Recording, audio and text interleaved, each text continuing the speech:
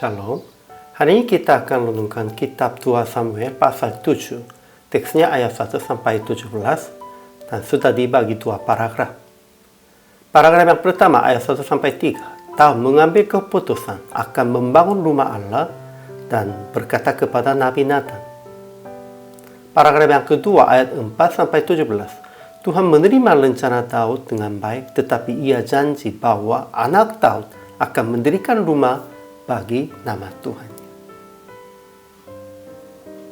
Kesimpulannya, ketika Tuhan telah mengaruniakan keamanan kepada Daud terhadap semua musuhnya di sekeliling, dia mengambil keputusan akan membangun rumah Allah dan berkata rencana itu kepada Nabi Nathan.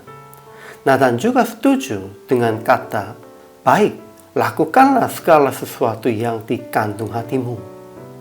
Tetapi pada malam itu juga datanglah firman Tuhan kepada Nathan. Menurut Tuhan, ia tak pernah perintahkan akan mendirikan rumah dari kayu aras. Tetapi Tuhan menerima rencana Daud dengan baik. Kemudian memberi janji yang kerajaannya akan mengokohkan. Dan anak Daud akan mendirikan rumah bagi nama Tuhannya. Ajaran tentang Allahnya. Tuhan tidak pernah berkata, "Mengapa kamu tidak mendirikan bagiku rumah dari kayu aras?" Itu bukan tidak penting, namun itu bukan yang pertama. Sehingga ia janji kepada Daud bahwa akan membuat besar namanya. Tetapi Tuhan menerima hati Daudnya.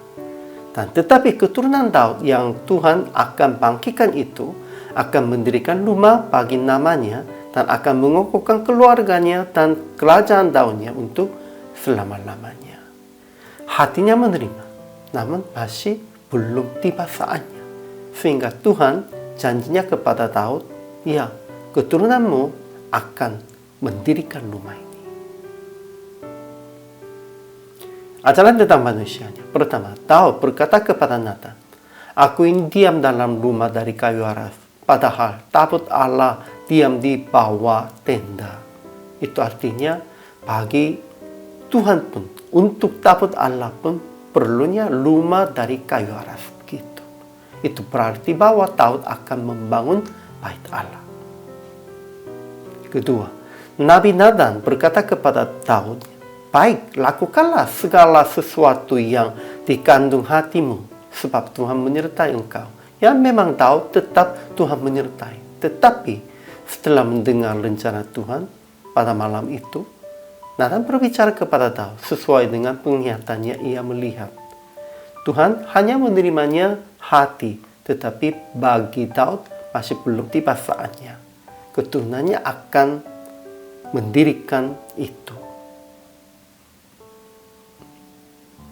Jadi aplikasi hari ini, pertama, sekalipun memberi kebaikan kepada Tuhan, harus bertanya dulu kehendak Tuhan. Sudah tiba saat ini sesuai dengan kehendak Tuhan? Kalau tidak begitu, kita hatinya memberi kebaikan, namun hasilnya tidak begitu. Kedua, meskipun Tuhan menolak rencana Anda, tetap mengucapkan terima kasih kepada Tuhan dengan percaya bahwa Ia sudah tahu hati Anda dan akan memberikan dengan paling baik. Ya, banyak orangnya ada pengharapan yang saya akan melakukan begitu-begitu. Namun, Tuhan kadang-kadang menolak rencananya. Tetapi, jangan lupa, pasti Tuhan menerimanya hati, tidak menolak hatinya. Akhirnya praktek hari ini. Pada saat mengambil keputusan, akan mengorbankan diri untuk Tuhan pun, dan akan memberikan kebaikan kepada Tuhan pun. Tetap bertanya dulu, kehendak Tuhan yang mana. Dan melakukan sesuai dengan cara Tuhan, sesuai dengan metode Tuhan.